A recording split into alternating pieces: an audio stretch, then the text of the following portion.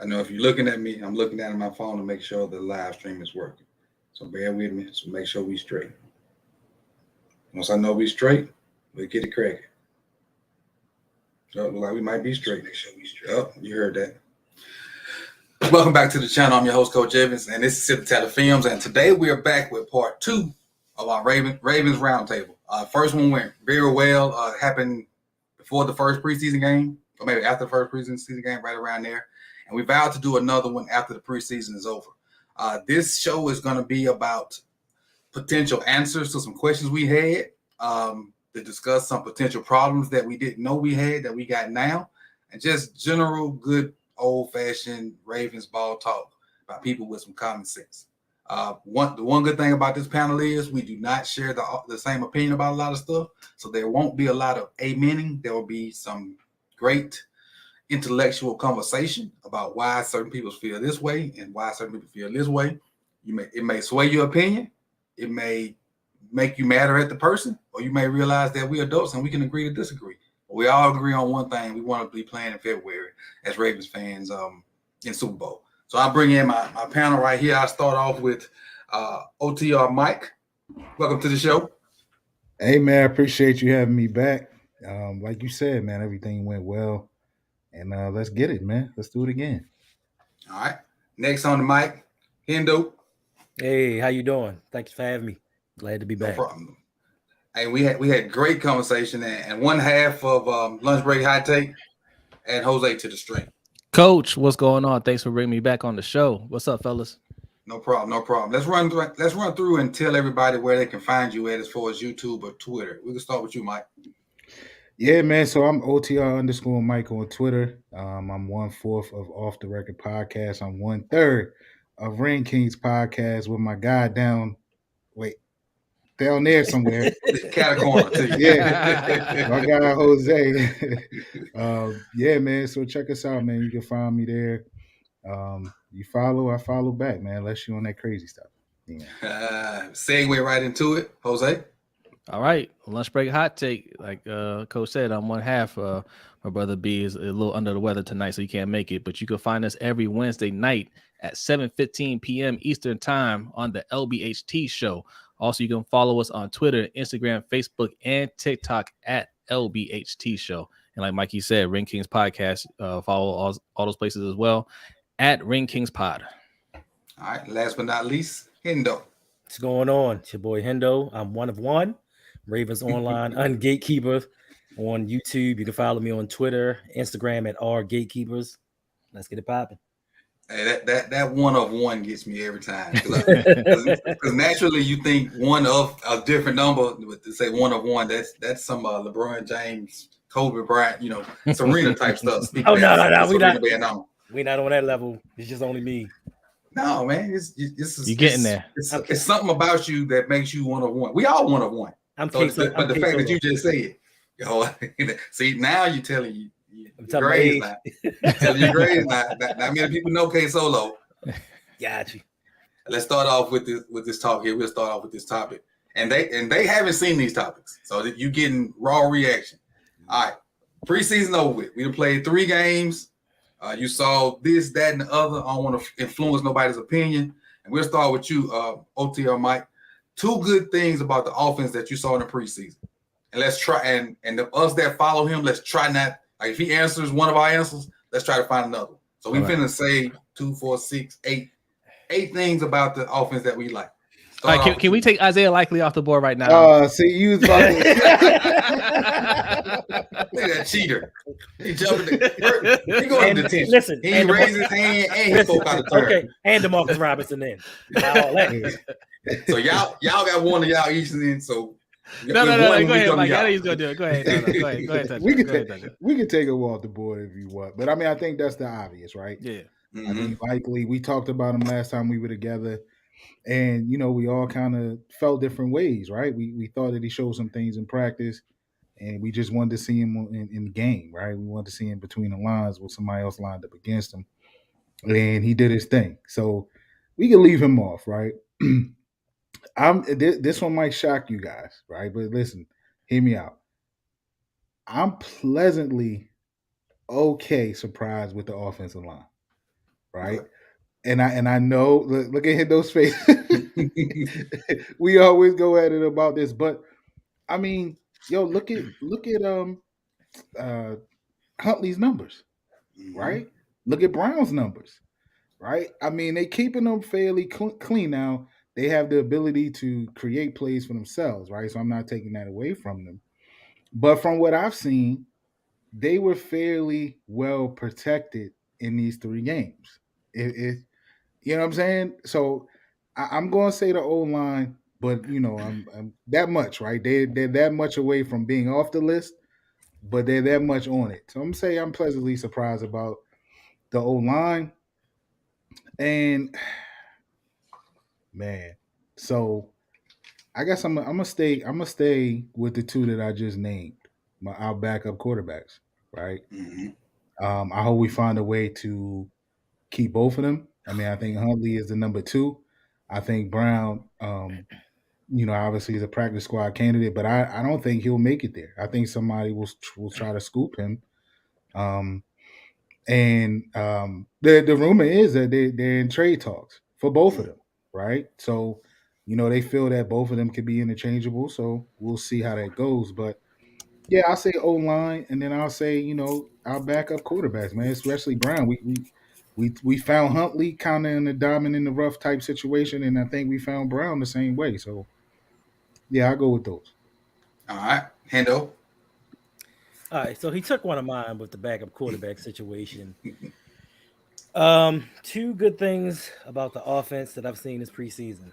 One thing that I think is positive is hopefully Ronnie Stanley's coming back and he'll solidify this line, because unlike you, Mike, I mean, pass protection, they were fine, but run blocking, it was horrible. The second thing that's good, the second good thing about this offense is I believe that if Lamar goes down or something were to happen, we're in good hands. Like you said, the backup quarterbacks, they played outstanding. High completion percentage. They found it. They found targets. They had touch on the ball. Huntley looked more prepared. He looked like a seasoned quarterback. He looked like a quarterback that had a full offseason to integrate himself into an offense. So I just feel like if something would have happened, we're better prepared and we won't lose 6 games in a row. True that. Jose? All right, so I'm gonna get a little bit more specific on the offensive line, and you did a video on him yesterday, Mr. Tyler Linderbaum. Look, so I was concerned about his injury, right? If he was going to be healthy in time for the start of the season, and it's like, okay, well, if he's going to miss a lot of time, I don't want to just throw him out there the first game of the season. But the fact that he's able to come back, practice, and get that game in before the start of the season bodes really well. And when you broke down the tape, he did a good job. So I feel really good about that, because we need him to really kind of anchor this offensive line until Ronnie Stanley comes back.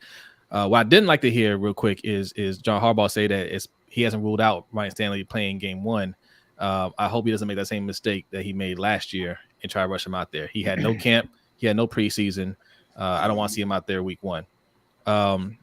Another thing I want to highlight is just, the wide receiver unit as a whole, I think did pretty solid, right? But obviously Shamar Bridges, I mean, he had that one game. What's up, Engraven? What's up, man? I appreciate it. I don't mean to cut you off, but you no, it's all good. That. Appreciate the Engraven, man. One of the Raven. We can say he's one of the Godfathers up there. He was the first person I saw doing anything Ravens content. Yeah, so same. We can put him up there with. We don't want to put him in that bad context as the Godfather, but he's the guy. He's the guy out of the gate right there. And while I know he's here, I will keep it clean. While I know he's here. If I know he's gone, I might not keep it clean. I'm going to try to keep it clean while he's in here. And again, I appreciate it, man. And for those that don't know, and I know everybody in here know him already, subscribe to Engraven. It's Engraven everything. Twitter, YouTube, Instagram. Yeah, you got a beautiful family, man. I appreciate it. Appreciate it a lot. Salute. All right, go back, Jose. I'm sorry. Why are you talking about Engraven? I decided to change my mind on from wide receiver.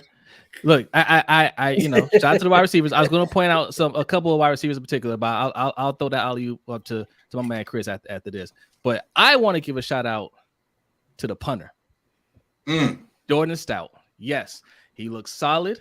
All right.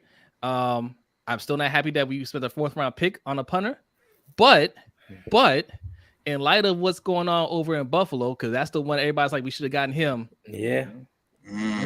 Salute, man. We got a good punter and clean record. Low blow, but maybe true.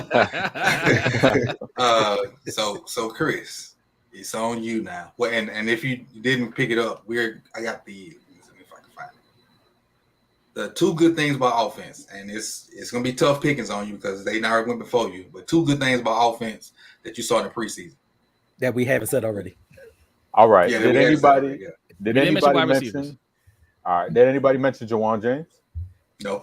All right. I was happy with Jawan James. This is a guy who played very, very little left tackle, and that was early in his career. And I was holding my breath because we know those guys being able to switch from one side to the other. We saw that with Alejandro Villanueva week 1, where he switched to the right side. I mean, he wasn't much better on the left either, but he was a natural left tackle his whole career and tried to make that switch. And it's similar to Jawan James. He was a right tackle predominantly for his whole career. And then the Ravens asked him to play left tackle. And I thought he did well. Like, this isn't a situation where I feel like, oh, man, Ronnie's not going to be ready. What are we going to do? Like, who's going to play left tackle? Like, I feel like Jawan James will be able to step in and be serviceable, maybe even, above average. So that he was a guy who really stood out to me. And I know you guys said Isaiah Likely. You had to have said Isaiah Likely. We took him off. Since you wasn't there, and I do want some positive about Likely, we'll go ahead. We'll let you have it. Oh, okay. I appreciate that, man. Isaiah Likely, man. He might be the best tight end in football right now, if you ask me. No, man. I mean, what he did, man, just coming in as a fourth round pick, and then you get that treatment where you like, nah, you're not even suiting up, man. You're not suiting up for this 3rd game. Like, that's huge. And you heard the drum beats, like you heard it for rookie minicamp, then you heard it for their team minicamp, then you heard players talking about him in press conferences, then you see the beat reporters talking about it. So it's like, all right, we've gone through this before. Shout out to Tim White. We've gone through this before where we got those training camp heroes, but then came the preseason. And it's like, wow, this dude like dominated the game on 15 snaps. Like, he's ready. He's good to go. Like, we don't need to see anymore. So I'm sorry. Go ahead, Coach. Go ahead. I was going to say he went from potentially the 5th or 6th tight end to probably the 2nd. Yeah. Yep. And it's been amazing, and I'm glad they were able to find him, because I was one of those people that I was like, another tight end. I was like, all right. I don't like the slam picks, but I was like, all right, that was a little head scratcher too. Like, like my man Jose said with the punter, like those were 2 that I was like, all right. But I mean, it's paying off so far. So hopefully in the regular season, it's not just that flash in the pan for the preseason, and it's actually somebody who would get involved in the regular season and really do some damage in this offense. Mm-hmm. All right, can you pull another one out? Oh no, that was your 2nd one, right? Yeah, that was the 2nd one. So I said James and Likely. You guys gifted me Likely. Okay, for me, it's Daniel Falele. With his size, you think that he would not, he'd be like a slow, big goat, just a big bear. I was pleasantly surprised with his pass blocking. I knew he could just lay on people and down block and do stuff like that because of his sure size.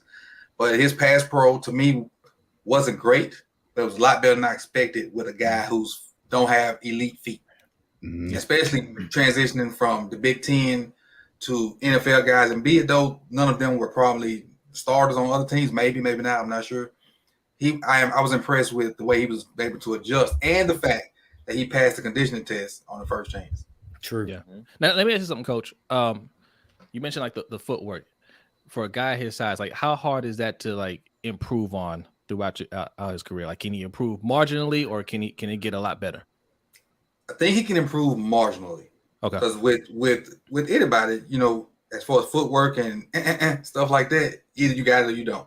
Okay. I don't know, like if there's drills to improve your faking or whatnot, something like that. But if you naturally twitchy, and you can do little things to marginally improve it, but you can't just go from the Terminator to Tyreek Hill as far as your movements. Right. So, marginally he can get better, but then he can learn how to play with it. He can learn how to not let people use his weakness to beat him and whatnot. Okay. So he can marginally get better. And I'm gonna hit these super chats before I go on to my last one. Suge Knight, 323 said LBHT crew in the house. Shout out to my favorite host Mike and my second Hendo, aka the Ops. Much love to y'all. Does Lamar sign a deal by week 1? We're gonna hold that question to the end.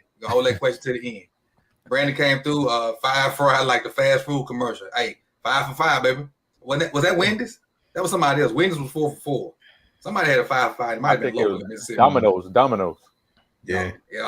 I like Domino's too. Even though it's salty. Really? The crust is salty. I got 10 from Brent. Glad I made the show. Much love. But I sure do love it though. I think that's how we caught up so far. Let's move on. Oh, my last one. Roman's play calling. That's my last one. Roman's play. He called the game. I was telling somebody this yesterday. He called the game like he called all 3 games like he did when 42 was hurt. Quick passes, using quick passing game as an extension of the run. Then they were able to kind of suck defensive up, then hit them with something deep. And I was really impressed with that. I think if he sticks with that game plan with our number 1 quarterback and most of our targets back, we should be hard to beat because you got to put people in the box because of what we can do running it. But then if you got to defend from sideline to sideline, that with a bunch of safe throws, you should be good. I hope he wasn't using some of that 20%. He added to the playbook. I hope he saved that. Look, to see a double move, I almost lost my mind. I'm like, yo, we do that? We know how to do that? You know where they came from. Shamar did it first game. Yeah. Should have had a touchdown. Yeah. They didn't throw it to him. They're like, what's this? Right. Hendo, go ahead, Hendo. Where it come from? What? It came from Higgins. I mean, T and Keith. You got the fingers on the brain. Williams. T Martin. I've been doing that all weekend. Second topic. Too good. No, I'm sorry. I'm on the wrong thing. Production failed. One question mark about the offense. One suspect thing about the offense, and we'll start with you, Chris, and we work our way back around the opposite way. Question mark. Left guard. What's going to happen with left guard? I know we see the rumblings of Ben Powers as the starter, but Ben Powers didn't really play left guard at all in the preseason, and that's a little suspect to me. He's your starter and he's playing. Why isn't he taking snaps at the spot that he's going to be playing in the regular season? I think I'm gonna answer that for you. You ever seen this meme before? When Carmelo be doing that? Oh yeah. Pump faking to see if somebody bite to get that man up out of here. That's what I think it is. Yeah, I mean, I hope it is because, but then even so, let's say if they trade him, then it's all right. So we left with the 2 dudes that are always banged up, Phillips and Cleveland. And at Cleveland, he had himself a good game the last time in I think it was Arizona before he got hurt. He had himself a decent game. But it's damn. If the Bad News Bears offered DeCosta a 4th round pick, he gone. He out of there. He love them picks, man. Love him. He does. And I mean, I honestly wouldn't mind getting rid of at least one of those 3 because right now they're just the same guys. None have really been able to produce. The one redeeming quality about Ben Powers is he's just healthy. That's your only redeeming quality. And then the other 2 banged up and then inconsistent. So you would hope. I mean, I was hoping coming into this season that one of them will be able to kind of take control of that spot. And we're here almost September, almost week 1, and nobody really took control of the position. All right. And I'd be willing to bet somebody had, I'm pretty sure a lot of people had that question mark penciled in before the preseason and still got it penciled in right now. Nobody picked the right answer. The answer must have been Z because nobody fit bubble that in. That's been a question mark since Yonda. Since Yonda left. You know what I'm saying? The left guard? Yeah. Yonda play right now. Yonda played left in this last year, didn't he? No, he played right. He played right. Who's the left guard then? The one that's in the Panthers, Bozeman. Oh, he did play left guard. Bozeman.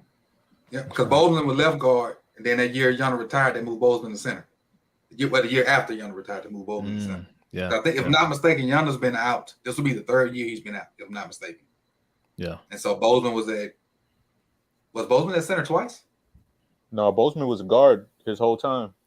Okay. No. Wait. Are we sure Bozeman played left guard?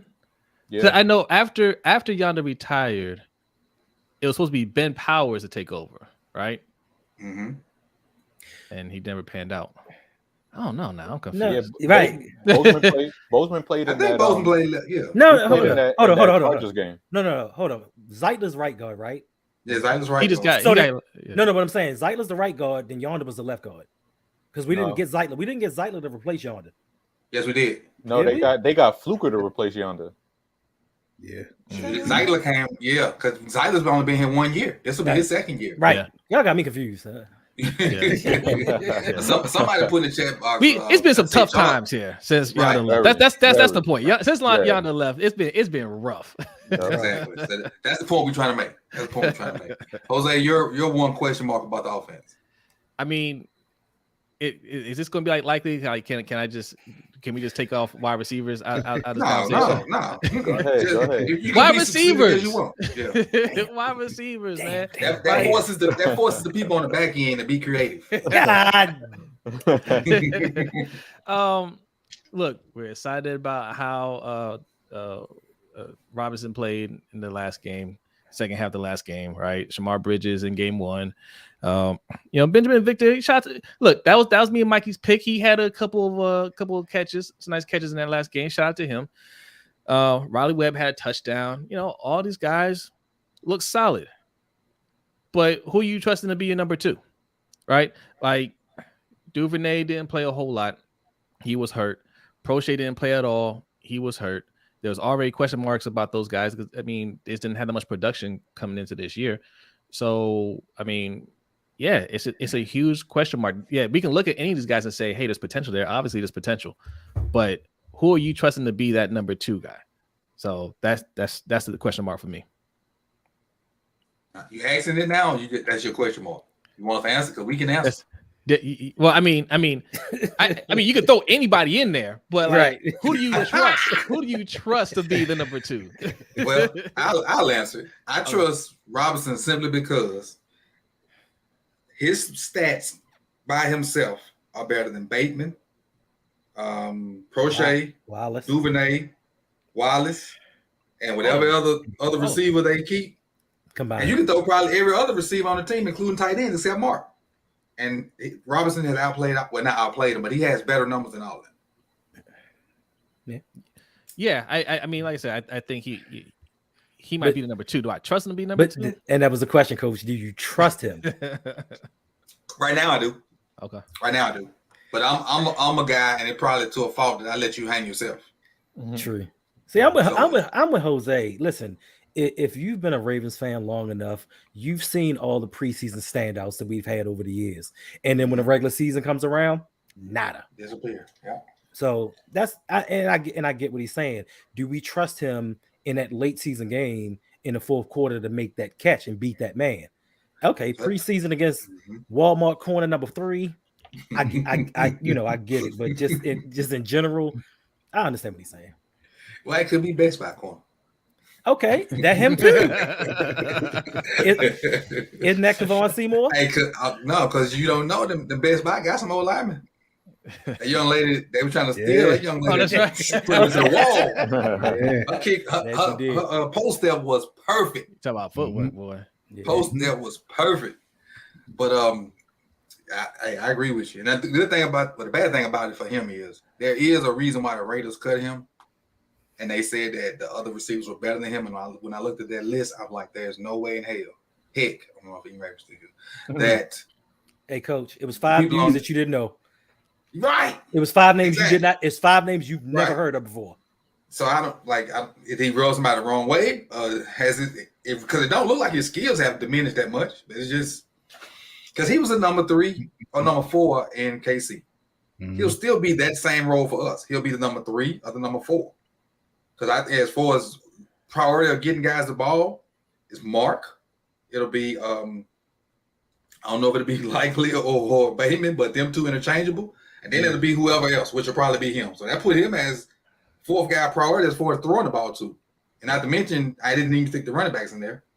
So he'll still kind of have the same role as far as, how much responsibility is put on his plate.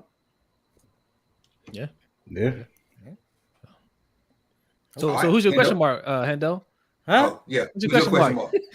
Chomby, you can't piggyback off my answer. How you know that's what I was thinking? Okay, so one question mark about the offense. My biggest question mark for the offense has been something that I've known since before the season even started, and it was going to be offensive continuity.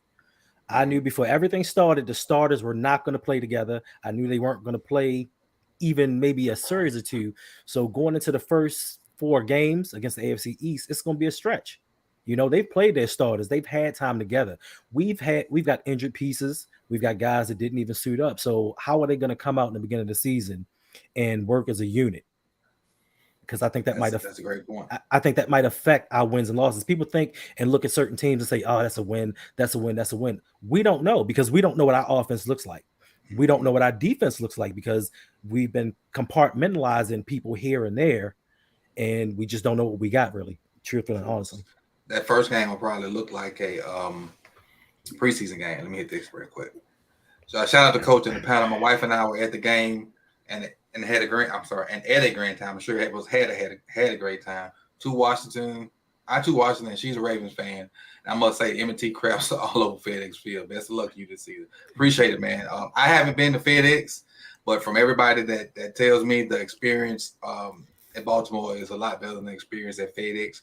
But I am going to, in the next 5 to 10 years, try to hit every stadium I haven't hit. Hey, coach, don't do it because FedEx Field actually crapped on a lot of fans when the plumbing broke. That's right. Yeah. The water busted and it was just coming down on everybody. So you remember last year when that rail broke and all those fans fell down? They almost fell on Jalen Hurts. Yeah, that was FedEx. So I might try to get to 31 stadiums still. I might try to get to 31. Indeed. Did you finish, Hendo? Yeah, I'm good. All right, Mike. So, man, Hendo made it more difficult on me than I thought he would because I thought he was going to choose one of these 2 that I have on my mind, right? So, I'm gonna stick. Man. All right, so I'm gonna go. I'm gonna go the 2. I'm gonna give you the 2, but I'm gonna go in depth about one. Okay. The 2 was running backs, right? Mm-hmm. Just that one. I just don't feel like nobody took and supplanted their feet in that spot with the opportunity there, right? Dobbins is gone. Gus is gone. And we was hoping that Tyler Beatty, whatever, was going to do his thing. We got Mike Davis. He looks okay, but I just don't feel like nobody actually grabbed a hold of it. So that's a question mark for me. But the number 1 question mark is my man. I started a hashtag today for my man. No pay, no play. Will Lamar be there? Will he be there week 1? And that's he going off on Twitter today. He's not happy, clearly. He's dispelling a lot of the rumors of how much he was offered and everything. So this thing could get ugly leading up to week 1. So will he play? Will he be there week 1? That's the biggest question mark for me. And me and Hendo was Hendo was putting me up to speed before we got on about the drama because I was doing some other stuff. But I think that's a legit question now. What do you guys think? Is a legit concern now? Or is he just trolling? I think he was trolling. Listen, I think it's a legit concern because unless Lamar is bored right now, because he normally doesn't answer back or just do certain things like that. Unless it could be a negotiation ploy. I'm not for certain. But my question to you, Mike, is should he play week 1? Hey, you heard the hashtag. No pay, no play. Okay. I don't think he Mike, should play. I said he shouldn't have played last year. Yeah. That was my stance. I don't think he shouldn't have played. I mean, I think he should have demanded his worth last year. Yeah. Should have pulled Kyler. And I think what's happening is what a lot of people forecast, right? I don't have a problem with him in his own representation, right? A lot of people get on him about that. I don't have a problem with that. A lot of players do it, right? And have been successful. But, you know, what happens in situations like that is the team has to tell you no. Right. The team has to tell you you're not worth it. There's no there's no buffer there where your agent can come and say, yeah, man, we close. But really they told the agent, like, hell no, we ain't giving them that. You know what I'm saying? So they're telling you that to your face. So now you're dealing with people who your bosses, right? And these are the people that say they want you. So naturally you're gonna feel like, oh, y'all don't think I'm worth it, right? Y'all don't want me here. He also retweeted something today saying go somewhere where you want it. So it's little, that's from Steve Harvey. Yeah, he retweeted that. Yeah, Steve Harvey. Yeah, so it's little things like that. I think it's all a ploy, right? All of this is negotiations, right? This is it's what you do. But I wouldn't. I don't. If his mom or whoever the lawyers that's representing them, right, don't play. So you as a negotiator, I have a question. Do you feel like on the Ravens side, it's a little bit of egotistical hubris? They feel like here's this, this little black boy and his mama representing themselves trying to get all his money, and here I am, this established dude in the system. They can't get over on me. You think it's a little bit of that? Of course. Of course. It's all of that is playing a part in this situation, right? The team would much rather be dealing with an agent. That's just how they get down. They would much rather be dealing with an agent. So who are you to think you're going to walk into this door and take 230, 250 million out of my pocket? Right? It's just it gets, when you in those closed doors, man, it gets real ugly. You're looking at people who you think really like you, and it's really like, oh, okay, like that's how you feel. And they are basically telling him, we don't think you're worth that. Or else he would have had it. He would have had it by now. Right. So it's those things can get very, very ugly. It's looking like it's pointing that way. I do think he is trolling to a degree. But man, listen, I just see a great point. I just see a great point. And it kind of goes in. Not smart enough. She's she or he saying they don't think he's smart enough to negotiate. She's saying he's not smart enough to negotiate his contract. So let's lowball him and players intelligence. I think you're right, Danny. I think that's part of it. 100% right. 100%. 100% right. Now I will say this, I don't know anything. This is no breaking news or nothing. I think the thing that's keeping them, which helped Lamar, was going to hurt the owners, is Deshaun Watson's guarantee. Of course. I think that's the hang up. Whether it's fully guaranteed or what percentage is guaranteed. I think, and this is just me thinking out loud, I don't know nothing. I think that's the hang up, how much guaranteed money it is. And I think when Deshaun signed that contract, the Ravens lost whatever leverage they thought they had. Yeah. And now players behind this will have the leverage depending on how good they are. And Lamar's probably one of the best ones, so he now has this leverage. And I think as far as organizations go, I think as a collective, the owners are getting together telling Bisciotti, listen, you can't fully guarantee his contract, because if they start doing that, it's going to be like the NBA. And for me personally, I feel like NFL players amongst all the sports deserves fully guaranteed contracts because they do the most damage to their bodies. But the owners are like, let's get away with it as long as we can. So I just think collectively, all the owners are trying to stop Lamar from getting all his money, especially without having an agent.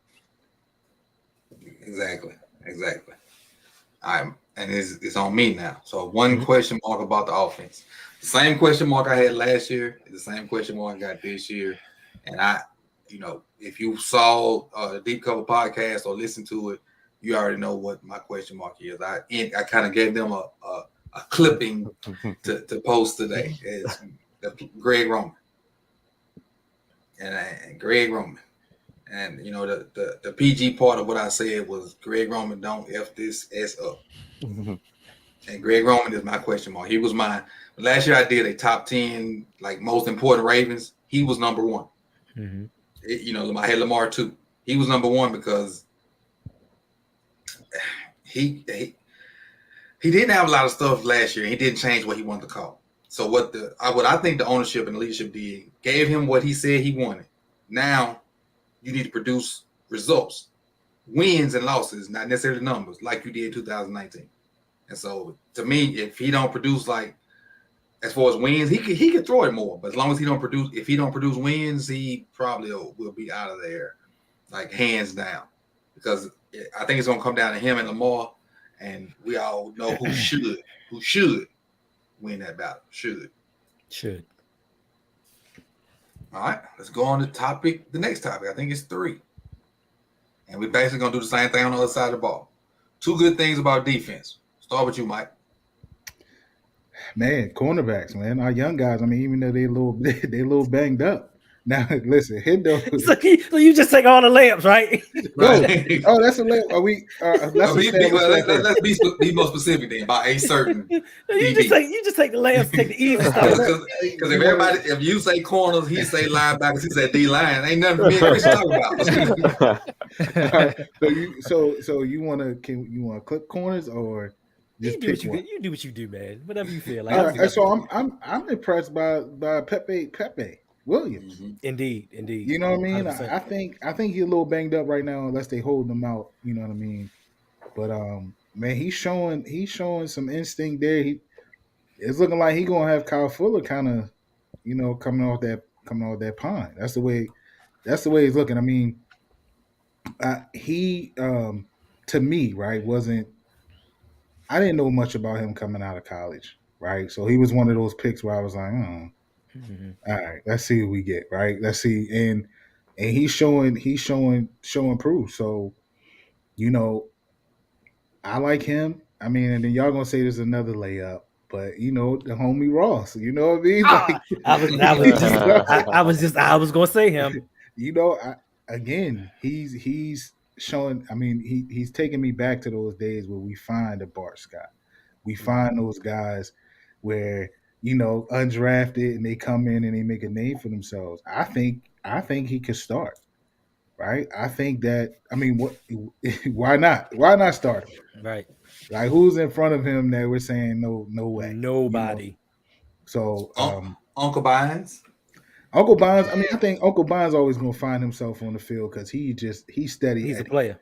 He's a player. Oh, so you really trying to strike the match then? Because if Uncle Bynes out there. And Mr. Ross out there, somebody got to be off the field. So, take your pick, Coach. Listen, I like PQ, right? Now, is that who we talk about?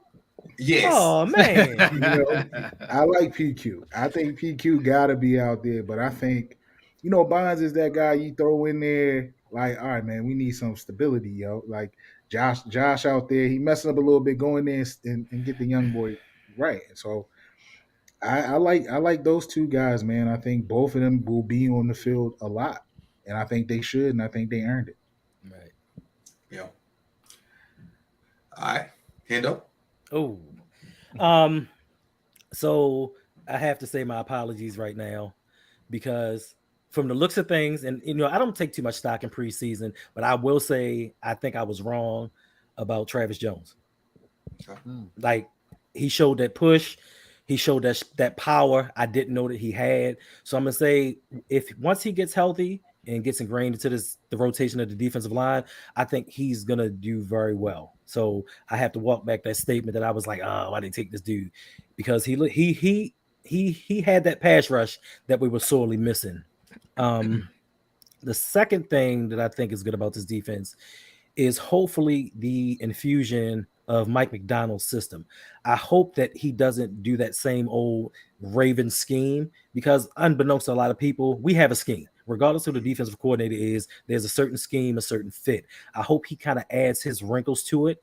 And I believe that he's going to do better in situational football. It's a couple of times during that game against Washington when I was a little scared and he showed a little bit of awareness with his play calling. So those are the 2 things that I feel good about with this defense.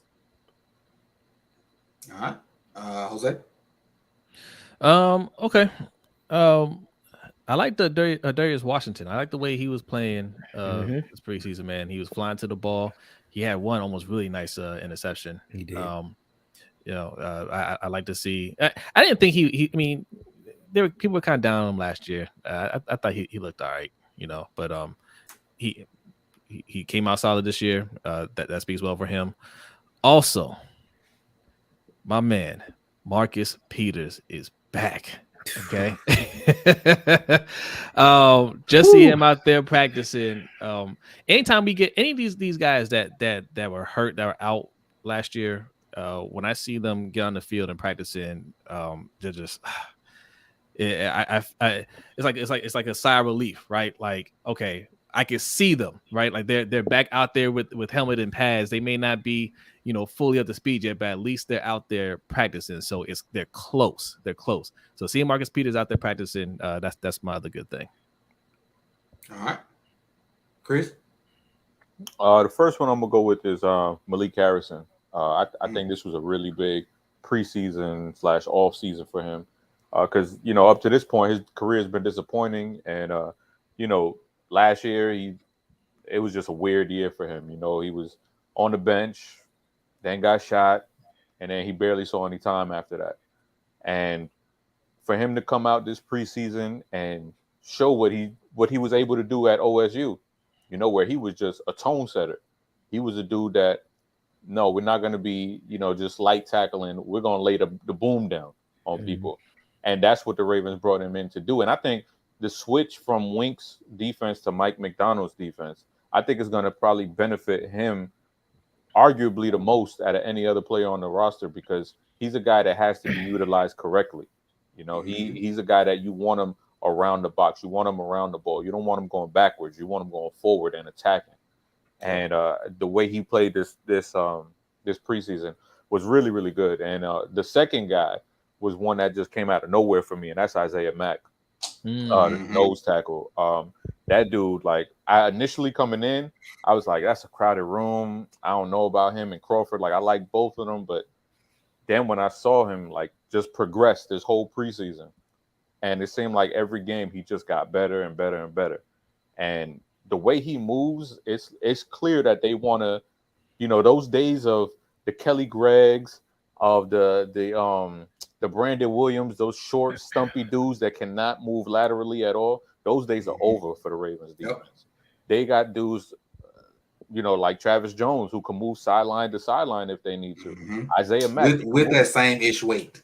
Exactly. And then you got dudes that are 330, 340 moving sideline to sideline and being able to contain their gaps, but also attack and penetrate too at the same time. And that's something that they really haven't had. And I think in this era of offense where everybody's faster, offensive linemen are faster, everything is lateral.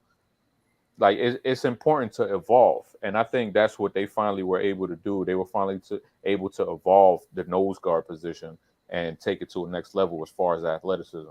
So Isaiah Mack is my second one. All right. It's on me, huh? So I got two, but they're kind of one in the same. And they didn't do anything great, but they just played a lot better than I expected. And those were my two outside linebackers. I want to make sure I say the names right. Means was one. Even Means. Like I didn't even know who this cat was, and he had a great preseason. And the other one was, I'm trying to find his name. I think Means was hurt last year, right? Possibly. I'm not sure. The other one, where's his name? Is it McLean? Is it Moon? Is it Moon? No, it's Welch. Moon. No, it is Moon. It is Moon, outside linebacker. Because him and Wiley, that's what it was. I want to put him and Wiley together. Because I was rooting for Dalen Hayes. Those two guys outplayed him. Those three. Means, Zakoby McLean, and the other outside linebacker kid, I can't remember his name. Those three guys outplayed the guy I was like obviously rooting for. And because he was here last year, I think he may make the team. But those two UDFA guys definitely deserve their credit or a shot, or maybe even the opportunity to make it over him. Because all he did was just set the edge. And I'm not saying he did it effectively, but those guys got after the QB when they had the opportunities. And I just really like their effort, their passion. And if it wasn't, and because we're so thin at that spot, they should get a shot. Now, who knows? I don't know how much the powers that be look at preseason production rather than skill and whatnot that they do in practice. But as far as you look at production during the game, they outplayed Dalen Hayes, and I was really impressed with those two guys. Yes, Wiley and Moon, and then like I said, Steven Means is the veteran guy. Yep. Mm-hmm. Yep. All right. One question mark about the defense. Let me see who went last. Me. So it's on you, Chris. I'm going to say that that slot corner position. We don't really know. I mean, we all have our favorites, but we don't know who's it going to be. I mean, Brandon Stevens, he was looking rusty. You know, he didn't look too hot this last game. And I know Ardarius Washington had some time in there. I liked how he looked. I know he gave up the touchdown against the Cardinals, but he played well this preseason. I mean, you don't just base it off of one play. And you take it all together, I think, you know, he's a dude. He hasn't played football in almost a year. And these are his first 2 games back. So, of course, you're going to have some missed tackles and not really be, you know, comfortable like you would be if you had a full training camp to get ready and be prepared. But from what he did in these last 2 games, I really like the way he moves and his movement skills. Like, there's no wasted motion. When he sees, he clicks and he goes and attacks. And then we got Kyle Fuller. You know, we don't know what's up with him. I mean, they paid him like if he was going to be the starter. So we'll see. And then we got Pepe Williams. You know, Pepe, we all love Pepe, but we don't really know if he's going to be the slot guy, if they're just going to use him the way they did with Brandon Stevens last year and just bring him in as a safety / corner. So I feel like that's still up in the air and in limbo right now because right now nobody really has the job secured, in my opinion. True. Yeah, I agree. I think Coach stepped out. So who's next? Jose. All right, I'll go next. Kyle Hamilton. Okay. Wow. Because how do y'all think he played this in the preseason? No, I mean, why would you take my answer? Oh, okay. How did I think he played? Listen, so from what I've seen, because either he's going to be a Hall of Famer or he's going to be a bust. And I don't think either. I think he had a decent preseason. That's why I think he did. I think he did all right. You know, but but to my one question mark is he had some bad angles and he missed a lot of tackles, and not just him, but the whole team as a defense. My question is just tackling. But I think he was okay. Not worth the 14th pick. So okay, that's what I was getting to, right? Like I think that stuff doesn't really bother me from rookies too much, right? Like they can clean that up. But where you picked them, right? And you know, like you let Deshaun Elliott go. You know what I'm saying? You just cut Tony Jefferson. You know, you spend a lot of money on Marcus Williams, and then you draft Kyle Hamilton really high, right? Like is he gonna play like a top 10 safety? Because me and B looked at the list of top 10 safeties, right? Like whoever you consider in that top 10, top 5, or whatever, most likely they weren't drafted in the first round. You know what I'm saying? Like the safety position just it's not valued as much nowadays. And because like that position, like you don't have the Ed Reeds or Palomalus or Brian Dawkins type safeties anymore, right? I mean, like some really good ones, but not like those real like game changing type players. Is Kyle Hamilton going to be that? I definitely hope so, but that's going to be my question mark. Can he live up to the hype? I'm not saying he got to be the top safety in the league, but he can't be mid tier, right? Or at the bottom. So, how do you feel about Kyle Hamilton, Chris? I like him. I think, you know, he had some struggles, you know, which is expected from a rookie. But I just think there's some things like the play that sticks out the most is that bad angle that he had where he could have had the sack on Malik Willis. And I think those things are going to be, you know, those mistakes are going to be crucial for him in order to not make them in this regular season. Because I think next time he's going to be like, oh, okay, you know, this is NFL speed. You know, this is different. And I think we saw it later on in that game where I think he was like towards the back of the end zone and Malik Willis was like at the 40-yard line, 35-yard line or something like that and started scrambling. And he almost met Malik Willis to stop him and to get him out of bounds before almost any other defender did, and he was the one that was furthest back. Yeah. So he can close in a hurry, and his game kind of reminds me of Justin Simmons. Like he's not a dude that's going to be, silky smooth like Duran James. Duran James is a tall dude, lanky, but he doesn't move like he's a tall dude and lanky.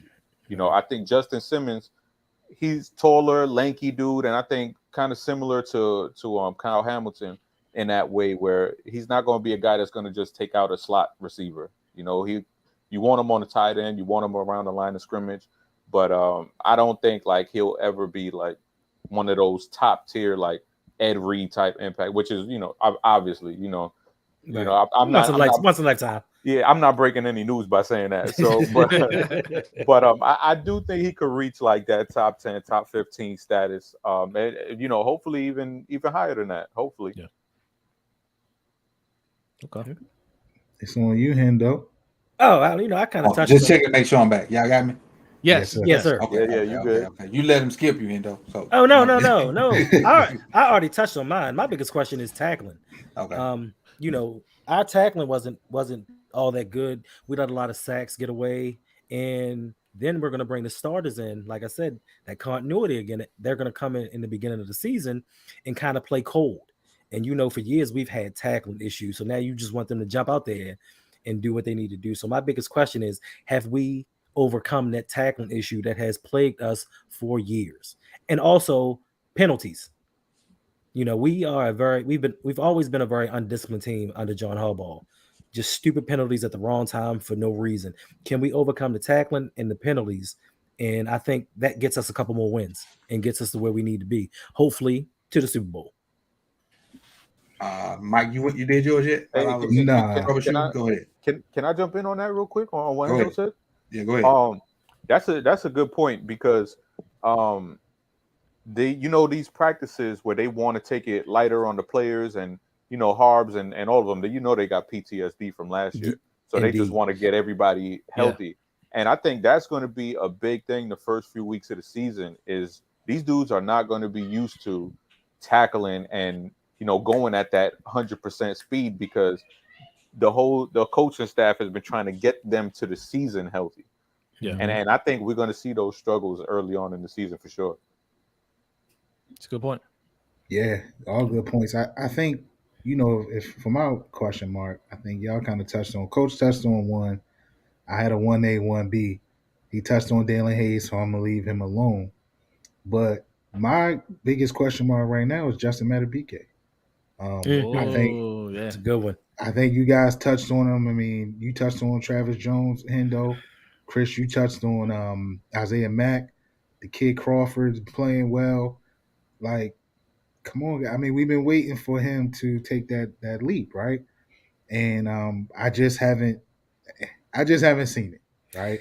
And I want to know if he is at that point. Because if he's not, we got some young boys behind him that's ready to ball out. And it might be time to step aside if he's not game for it. I like him. I do think he has talent to be a solid player in this league. But, Dalen Hayes a little less than him because Dalen Hayes, he got hurt last year. He's fairly new. So I'm going to chill on him, even though this is a league where if somebody's playing, it's next man up, right? So if somebody's playing better than you, that's just what it is. Madubuike going into what, fourth year? Or is this his third? Third year. He came the same year as Queen. Okay. Yeah. So I just think that it's time for him to take that next step. And he hasn't, last year was supposed to be that year. I've heard somebody, I can't remember who it was. It might have been like Peter King or somebody who said he'll be up for Defensive Player of the Year. He said that last year. I remember that. Yeah. So it's like, okay, I know that's a bit, there's an overreach, but it's just time, man. It's just time. And I am happy with the young guys we got behind them. They hungry, you know what I mean? And it's kind of like in my profession, right? Like, a lot of the older guys, a lot of us that's been around 20 years, they take it personal when we got some young blood in. And I like it because they energetic, they ready to go. Like, and that's what it seems like we have on that D line. and it's a good thing to see. But Madubuike, he got to step up, man. So two things to that. You know he was training with Aaron Donald, right? Mm-hmm. Second in a row. So it's on and popping. And I can't remember if Coach said it the last video, but somebody said his production based on his time was really good. Like he started. Did a video about he it. did a video, and he started once he got warmed up. They took him out the game. Mm-hmm. So we really don't know what we have with him because just like with everything, just like the Prochet situation, he plays good one day, healthy scratch. Yep. And they did that with Madubuike on defense. Like he'll get a play, he'll get some tackles for loss, pull him out the game for the next 6 plays. So was he doing like the knife fights and everything? The knife fight training that Aaron Donald be doing? Let's speak on that. Let's speak on that because in the my little circle that somebody put that tweet with I think it was Caleb Von Chasen and Coach BT Jordan, and I kind of attacked him a little bit. I said I can tell the cats that don't know ball because if he working with Coach BT, he putting in good work.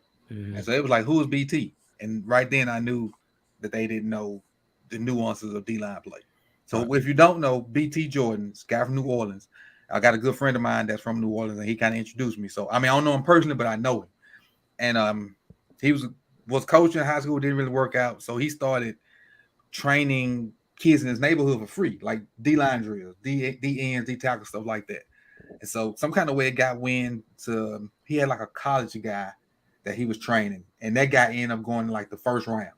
And so because that guy went in the first round, he started word of mouth saying, I work with Coach BT and we do X, Y, Z and whatever. So they start coming in and doing that. So now, he just got hired at Michigan State, but before that he had his own, like, I don't think he had a facility, but he would meet NFL guys and work with them. And he had some of the top name guys. And I think Rashawn Gary was his first big name, and other guys worked with him. And so now he would have this defensive line academy where he'd have straight NFL studs. Now, he may not have like Aaron Donald or I don't think like the Watts, but any guy right up under that, he had him at the camp, and he was the lead instructor. So much that Mel Tucker was like, hey, man, hey, I know you ain't never coached ball, but you come and coach Michigan State. And so, that's his rise to where he at now. And he's a good dude, know what he's talking about, and he gets the most out of a lot of NFL guys. A lot of they credit their success to the stuff he have been doing. And it looked funny because you're doing it on air. So it look like you're just waving your hands and doing all this. No, I didn't think it was funny. I thought that made Aaron Donald look very dangerous. I think if he's doing that with knives, what can you do with your soft hands? Right. I think he make Bengals head look dangerous too. They need to be like your coaches you're talking about. There need to be more coaches like that in the NFL, right? Because that's the thing they always say, like, they don't do enough development in the NFL. But you see teams all the time draft guys that are raw that need development, but you don't spend the time to develop them because you don't have coaches like that that can really show them how to play the game. And instead of a coach, he's developing your whole whoever you bring in, he's out there developing 31 the defensive end for 31 other teams to kick your butt. Yeah, so I understand the logic, but I did have a super chat that I forgot when I was having technical difficulties. I want to hit real quick. Brandon donated $5. He says, I always thought the draft should be before free agency. What saves the panel and why? That's a good question. And I agree with him. So you can draft what you can, and you ain't stressing in round 5, 6, and 7 and reaching for stuff. And then you can just try to go get it in free agency. You can actually have a regular draft and, okay, hey, I need a free safety and a D tackle. But now in free agency, you can pinpoint those two areas and whatnot. The only reason it's why it's not like that, I'm sure the NFLPA pushes against that, is because they already have a hard time with the NFL giving the veterans their money, right? Giving them the money first, even with the cap, the rookie salary cap and everything. I think they want to make sure that they're focused on the veterans first and then rookies next. But yes, in a perfect world, yes, I agree. Anybody else want to speak on that? Cowboys for life, great live. I agree. That you watch? Nah, he said I was chatting with him. He said he stumbled upon my channel by mistake, and he was like, "Oh, this is a Ravens channel." But he was going back and forth with me. He's still here. Hey, so I appreciate it too. But good people know ball when they hear it, whether it's your team or not. Indeed. Hey. As we really just talk ball. Appreciate the dude, K Morgan. Appreciate you for hanging around. Also, anybody else want to hit that comment? about the draft. Oh yeah, I mean, I believe it should be before free agency, and it just gives you a chance to fill your needs, and in that way, these free agents won't be so overpriced. But like Jose said, they're trying to get the player. The PA is trying to get the players their money as much as they can. So if you don't know where you're going to draft or who's going to be available on the draft, hey, I got to go out and sign this guy for $35 million, even though I really can't afford it. So yeah, that would be a better situation or scenario. Yeah, I was gonna think the same thing. It's all money, you know. Right. The NFLPA, they not going for that at all. Because I can see now, oh man, you know, Marcus Williams got $70 million deal on the table. The Ravens go and drive Kyle Hamilton. Hey, bro, cut that in half, and you can come here. You know, Facts. so Facts. it'll just We got Tony Jefferson at home. Yeah, right. That's just another tool to use against these players and getting their money. But otherwise, I agree. You know, it would probably. I mean, I'm sure teams will still mess it up, but it would probably make more of a strategic draft plan for teams and know and plug the needs they need. Facts. All right, I'm gonna finish this out with one question mark, and everybody has gone right. Yeah. Okay. Yeah. And I you kind of say I can copy. I'm copying out just like my offense one, but I still think it's McDonald. Mike McDonald. Yeah. I'm trying to look at Serena too. So I'm not focused on it. But this is his first time being a NFL coordinator. I know he was a linebacker coach. I know he was the coordinator at Michigan, but the pressure that goes with this is a little different.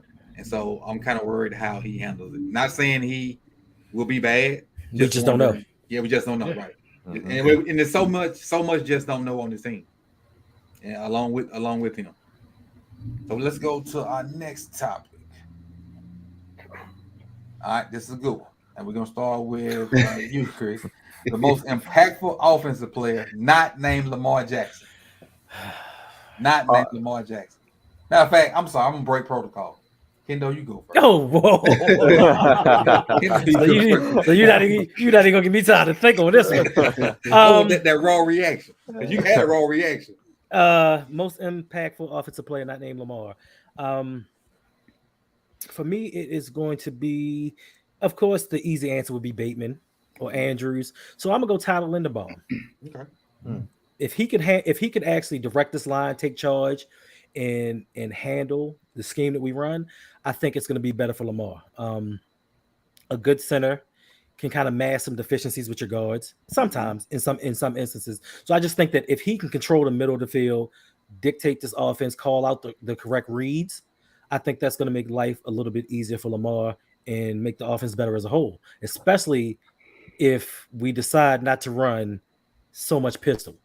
If we go under center, that'll help as well. But I just think that Linderbaum is the key to everything for me this season, aside from receivers. Gotcha. Mike? People putting it in the chat, man. I was going to say Ronnie Stanley. I just think that if Ronnie can get back to 70% of what he was, it makes the line stronger, right? We did say we said James is playing solid for somebody that's never played on that side, and to be able to step in and hold his own. But if Ronnie can come back, just imagine how versatile we can be on that line and how deep we get with somebody like James, and Big Falele and those guys out there, man. It becomes a what we gonna call it? It becomes one of those things that was an issue was an issue before. Last year, it offsets that, man. You got more than you need, which is a great thing. You know what I mean? Like last year, it just was a problem, man. Lamar was running for his life, and he still balled out, right? I think if Stanley's healthy, you can have two guys focus on left and right tackle instead of trying to have a guy that learn both. You can, for Lele, you're the backup right, learn all the nuance, and Juwan James, you the backup left, learn all the nuance. You got to worry about playing guard, tackle, maybe a long snapper. You can get in that position and learn everything you can about it, which is, I kind of saw somebody talk about that with Tyree, but that's kind of fair. He did too much. He wasn't able to get in the spot and learn. He was good at left guard, and he couldn't stay there. But No doubt. I agree 100% with you. I just think him being able to stand there and hold that left side down takes a huge worry off of this team, and we get stronger across the board. I think a strong left tackle makes you stronger.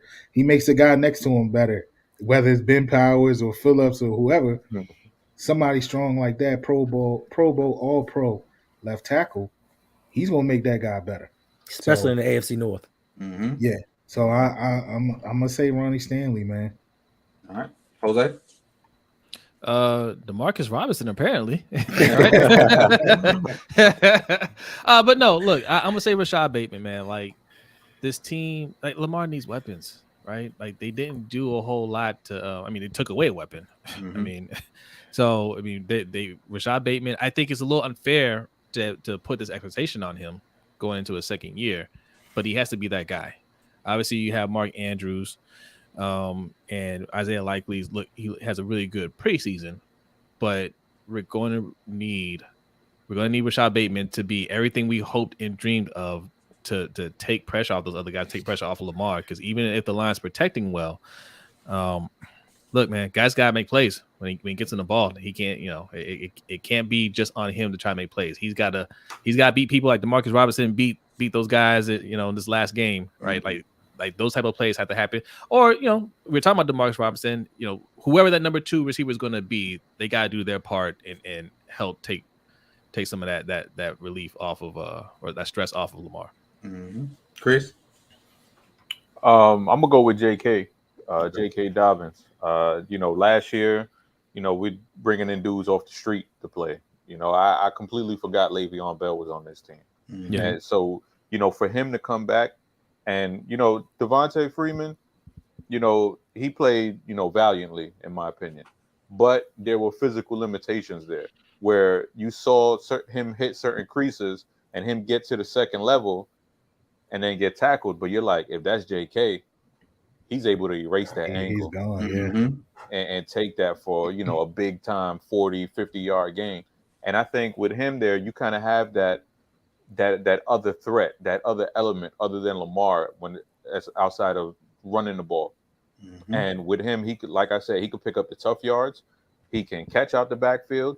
He's a guy who could break the big game too. So he's just somebody that you just have to keep in mind and scheme for, because that's not a regular back. I think people have forgotten how good J.K. Dobbins is and how probably the step that he would have took in year 2 if he didn't get injured. Mm-hmm. I don't know if y'all remember, but a couple years ago, the Ravens had basically a back for different situations. Gus would be your downhill runner. Who's our little speed guy? I know the third guy was a guy Ian Raven used to didn't like. All he ran was counter. Justice Hill. Now, Justice Hill was a speed guy. No, because I don't think Justice was here. It was the year before those guys. So I think I'm guessing it had to be, was it 19 maybe or 18? When did Lamar first start? You talking about Kenneth Dixon? Kenneth Dixon. Yes. Kenneth Dixon was our counter guy, and we had another guy that tried to get outside the team. If Kenneth Dixon was in the game, it was counter. If Gus was in the game, it was some kind of dive. And if the other back was in there, they was trying to get outside. So it was kind of zone read or whatever. You could tell 75% what play was coming based off of the back in the game. And I would have Buck Allen. That's what Allen. There you go, Buck Allen. Matter of fact, Lincoln USC. Oh, yes. I think I got a hat right here somewhere else. I worked at the school Buck Allen played high school at. And I kind of have worked with him from time to time now. But that's what it was. It was Buck Allen. It was I don't think Alex Collins I think they had traded Alex Collins by then. Oh, that's right. I think he was on the team. He was on the team? The 2018 team? Maybe. What Alex Collins got it in that little situation in the preseason, and they let him go. Yeah. But it was those, and you could tell what play was coming by the back for the most part. But my most impactful offensive player, not named Lamar, and is Moses. Because most people, and football people know they normally put their best pass rusher on the defensive left, which is against the right tackle, and that guy, he can't be a slouch. You don't have to be. He can't be a slouch in pass pro. He can be a slouch in run blocking maybe, but he cannot be a slouch in pass pro because like a TJ Watt comes off that side, JJ Watt comes off that side. I think that's the side for the most part. The boy from Cleveland, Myles Garrett. Myles Garrett is on.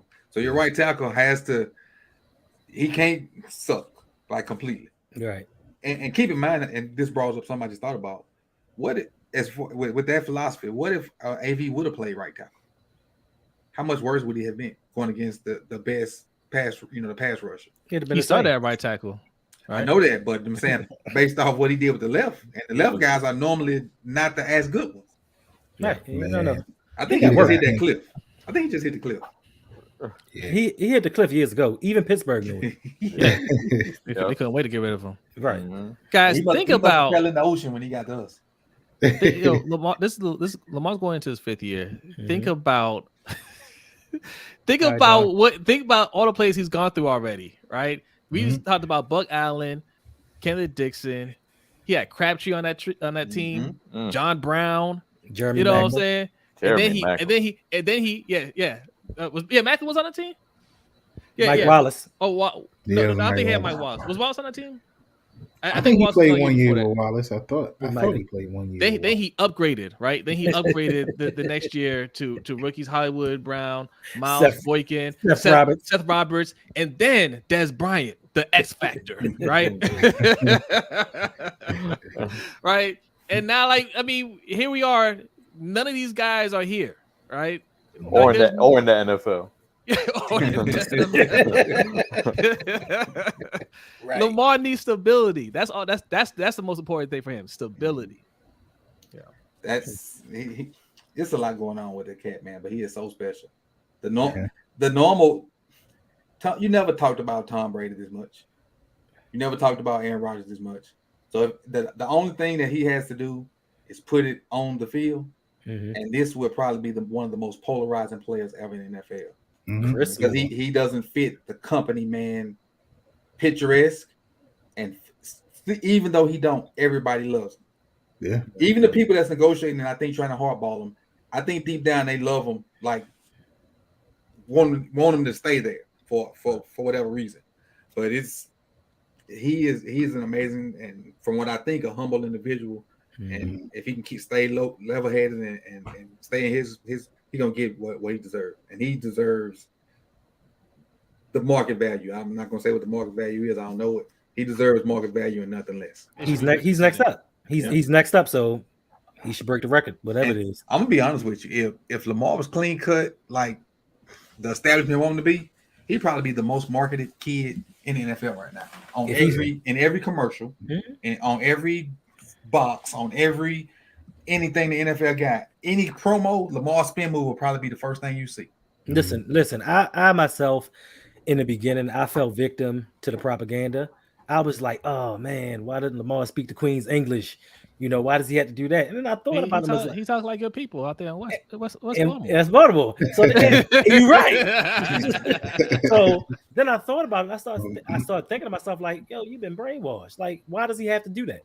Why does he have to be like all the rest of these guys to be marketed like everybody else?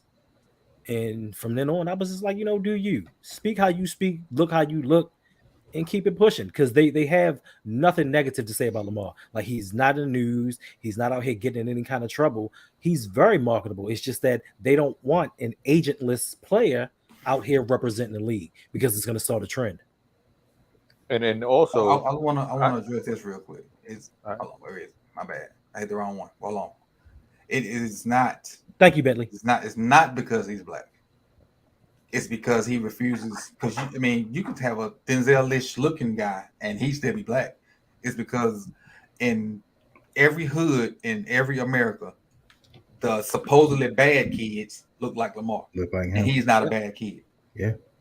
The supposedly thugs and gangsters and whatever else is out there. He didn't clean himself up for exactly. That's the point I'm trying to make, because he didn't clean himself up for the establishment. So it's not just because he's black. It's because he chose to live in his own skin and still fight through it, and he's winning. Right. I love it when Gardner Minshew does it, right? Right. Right. It's cool. It's cool when he does it. Like, just how when Tom Brady slamming stuff on the bench and yelling at his teammates, he's trying to uplift everybody. But when Dez does it, it's not that same story. Dez is selfish when he does it. Right. Hey, You Coach. see how that goes. Mm-hmm. Hey, Coach, can you put Bentley James' comment Yeah. up, please? Let me see if I can find it. Is it a little ways up? No, it's right. It's like 3 or 4 above the one you highlighted. Okay, hold on. Let's see. The question. Oh, there it is. Not East Baltimore. Not There you go. That's it. There you go. Let's get it right, Jose. Yeah, I know what. Hey, I'm from the county. You leave me out of this. Okay?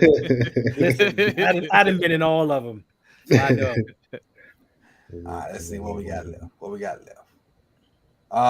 Most impactful player, not named Lamar. Got this one. Most impactful defensive player.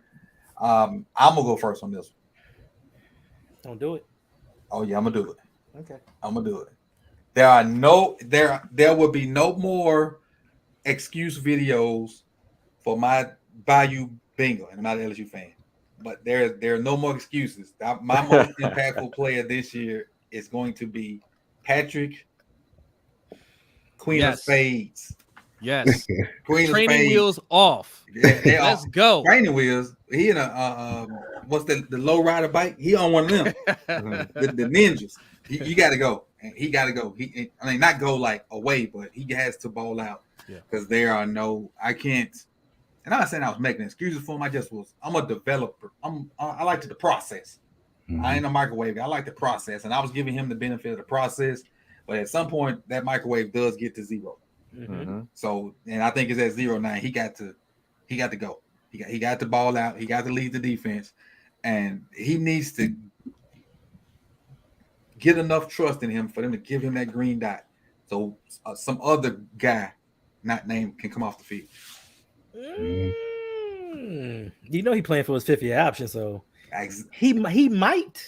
And did Chris say this? He either is going to outprice himself or be a bust. Somebody said that. I don't remember who it was. He didn't get a second contract with us. I mean, that's not either way, he's not. But that was the problem I had when we drafted him, is because like we just showed CJ Mosley the door. So that's us saying we don't value middle linebackers that high, right? So why you spend a 1st-round pick on a middle linebacker? You're not, even if he balled out all 5 years, you're not going to pay him, right? Like there's only so much we're going to pay him.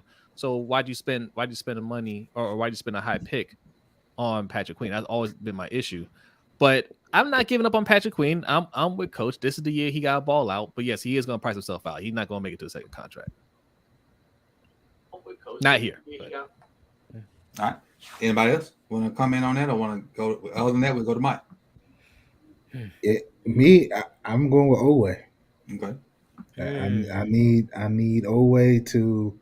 I think a problem we had last year, we didn't get enough pressure on the quarterback, and I think we invested a little bit in him, and ultimately he was the trade-off for having a stable tackle on the other side, right? Ultimately, so that's a high price, and on some teams, as we've seen, we paid for it last year with our quarterback getting hurt. So, yeah, man, I think Oweh.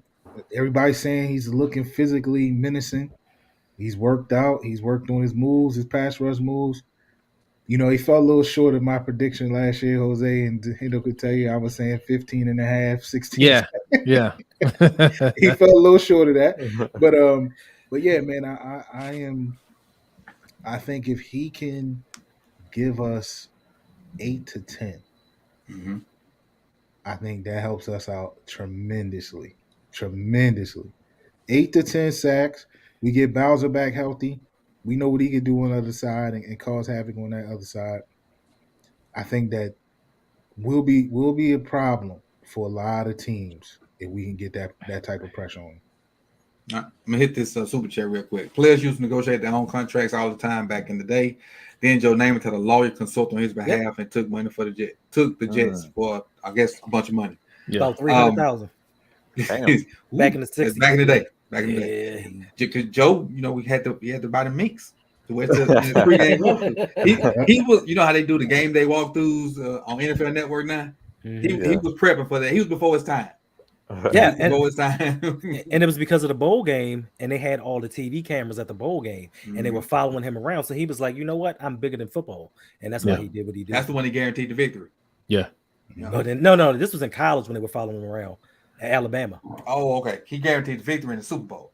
Yeah, that he did that. Okay. Well, he had the he was a rock mink star on. at Alabama too. He had the mink on at Alabama. He was He was always ahead of his time. Ooh, I like that. I like that. Joe was the guy now. I He was like the that. guy. He was the guy. And he got a car. And he got a car out the deal. Boosters. Okay.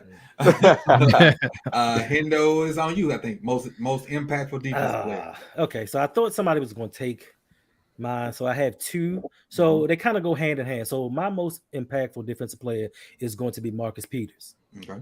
I feel like with him in the backfield, it makes Marlon play a little bit better. Because without him, Marlon struggles a little bit.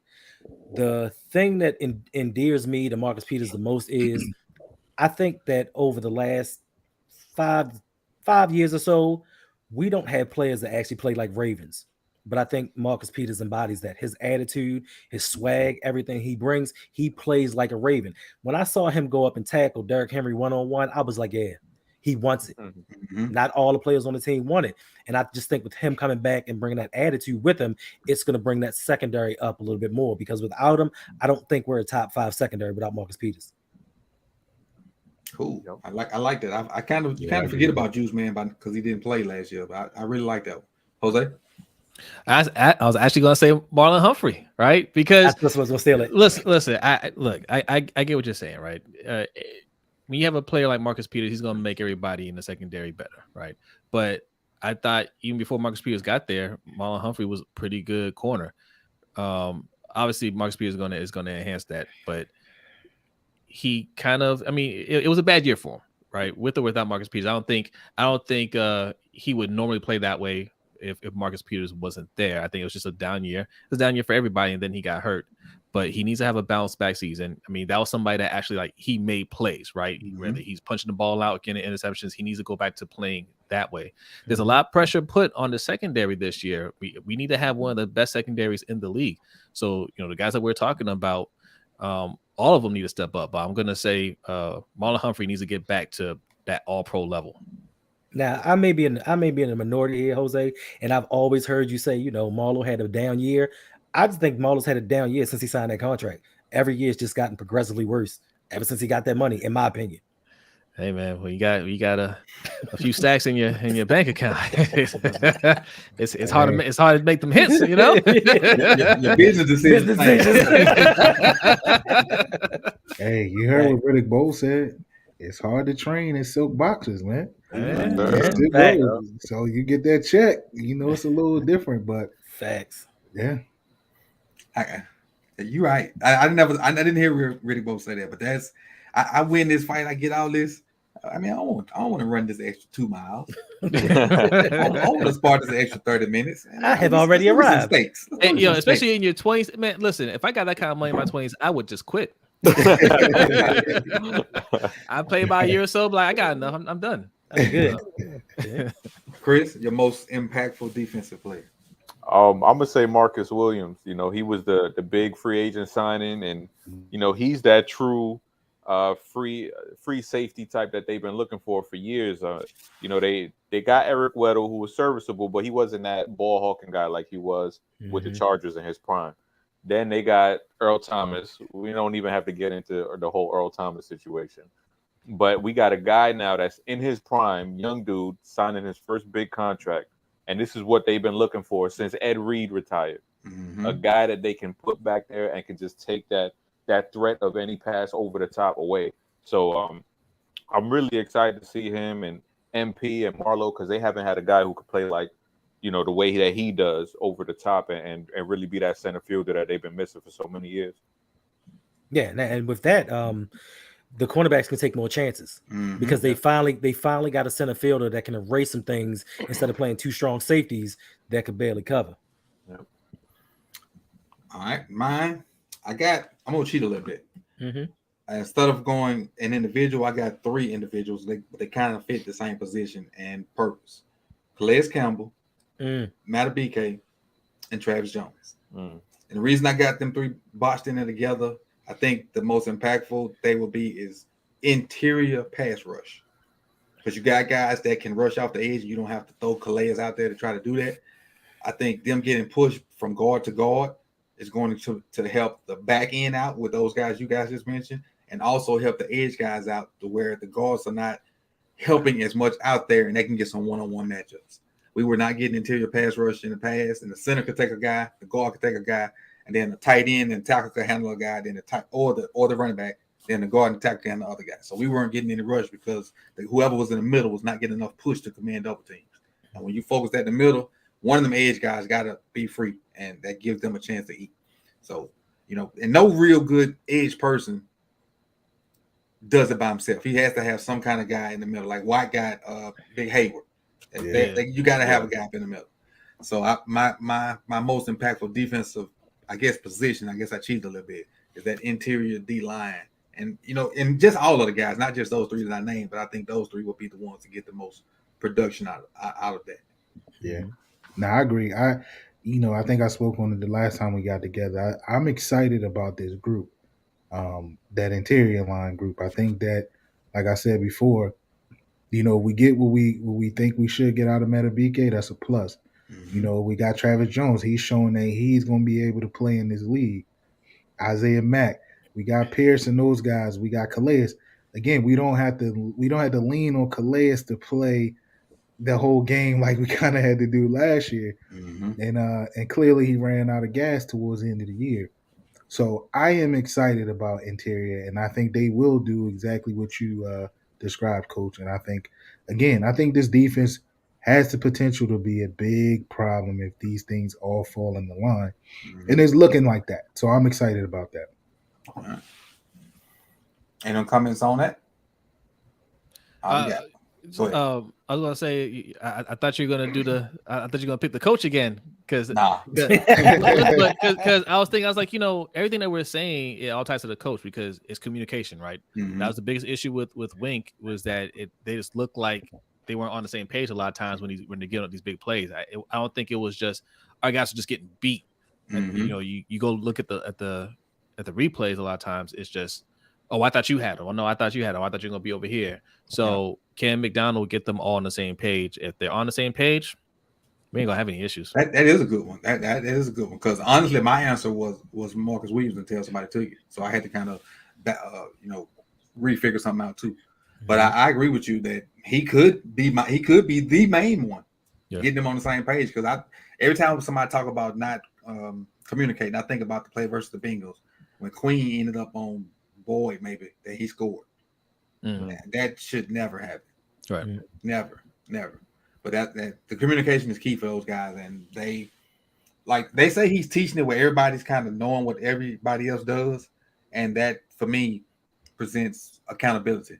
Mm-hmm. Like Travis Jones look back and say, you got deep pass, and if he does XYZ, whatever, or a linebacker can tell a D lineman what he got, and that creates accountability for everybody. And you just can't say I got A gap every time, and if nothing happened to A gap, you don't be worried about it. But I like it. Bentley, how do you super chat? That question cannot go unanswered. Hold on. Bentley asks, how can you super chat? So what you do is, it's a $sign down there right beside the smiley face. You click that, and it says show your support for Silver Tally Film. Click it, and it's going to ask you if you want to do a super sticker or a super chat, and you pick that. Then you put your dollar amount in, and hopefully you got PayPal or bank account or that $1 million you got sitting in the bank connected to that, and then you can give me the whole meal. Even better, hit up Coach's Cash App so he can get in the description. So he ain't got to give it that 30%. How about the tax-free? It's the tax-free version. I forgot when I used StreamYard. I didn't put it in the. Hey, stay tuned. We'll get to you directly. This is the last topic before we go to outro.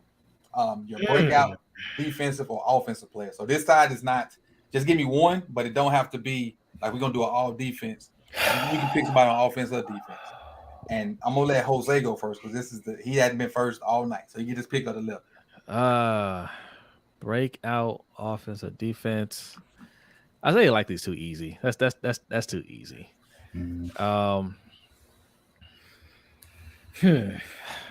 I'm going to say Chris touched on him earlier. Malik Harrison. Okay. Malik Harrison.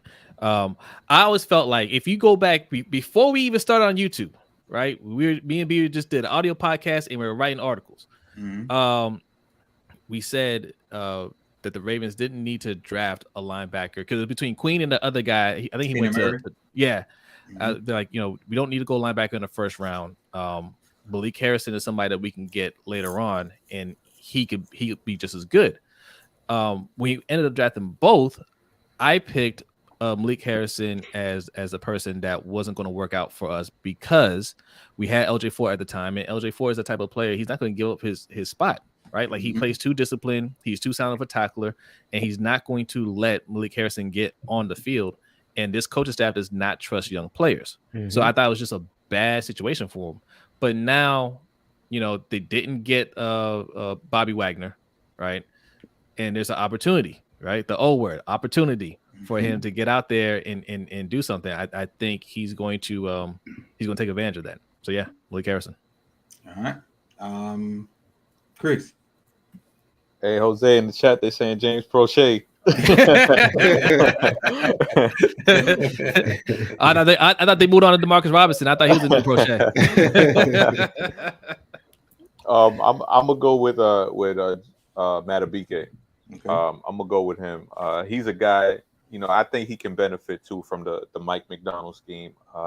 Because Mike McDonald, he has his guys to really attack, not really be too. I mean, obviously he wants them to be disciplined and stay in their lanes, but I think it'll be more of an attacking style for the defensive linemen, where they can just run up the field and get that pressure that they need to, and really do what they've been doing since what got them into the league is rush the passer.